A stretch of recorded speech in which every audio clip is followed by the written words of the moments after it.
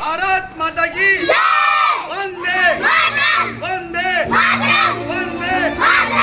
महात्मा गांधी, सुभाष चंद्र बोस, चंद्रशेखर आजाद, राम प्रसाद बिस्मिल, अब्दुल्ला खान, अम्बेडकर, जवाहरलाल नेहरू, भारत माता की।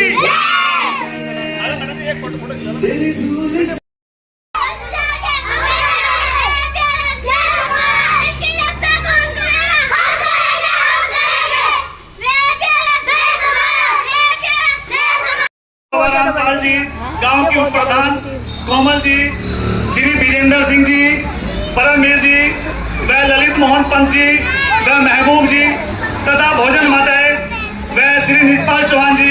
प्यारे बच्चों, आज हमारे देश में स्वतंत्रता दिवस मनाया जा रहा है, जो 79वां स्वतंत्रता दिवस है। हमारा देश 15 अगस्त 1947 को आजाद हुआ। हम इसी आजादी के कारण अपने देश में स्वतंत्रता दिवस मनाते हैं। हमें यह भी जानना चाहिए कि हमारा देश गुलाम क्यों हुआ, किस कारण से हमारा देश गुलाम हुआ। हमें उस पर ध्यान देना चाहिए और आगे सोचना चाहिए कि हमारा देश कभी गुलाम न बन सके। हमारे देश में सबसे पहले 1600 ईस्वी में जो इंग्लैंड में ईस्ट इंडिया कंपनी बनी, वो केवल एक व्यापार करने के लिए आई। और इंग्लैंड छोटा सा देश है जो भारत के एक प्रदेश के बराबर है, लेकिन उस छोटे से देश से आए व्यक्तियों ने हमारे इतने बड़े देश को गुलाम बना लिया। जब इस देश को गुलाम बनाया तब भारत, बांग्लादेश और पाकिस्तान ये एक था, अखंड भारत था।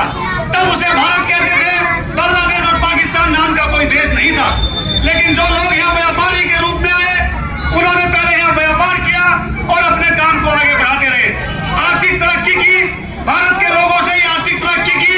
और फिर उन्होंने भारत के मतभेदों को जाना कि यहाँ के लोग आपस में लड़ते हैं और छोटी छोटी बातों पर एक दूसरे के साथ झगड़ा करने के लिए तैयार हैं।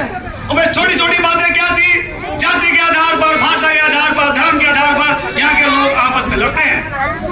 और हमारे देश को उन्होंने जब सबसे पहले गुलाम बनाया, तब पश्चिम बंगाल से बात शुरू हुई और तमिलनाडु से बात शुरू हुई। और सबसे पहले उन्होंने बंगाल को अपने कब्जे में लिया।